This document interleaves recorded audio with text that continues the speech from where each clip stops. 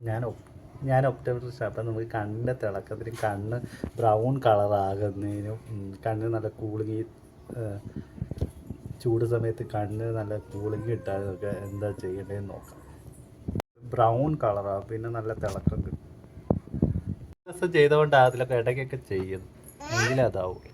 തേയിലയിട്ട വെള്ളം ഇങ്ങനെ കണ്ണിൽ വെച്ചതിന് ശേഷം കുക്കുംബർ വെക്കണം.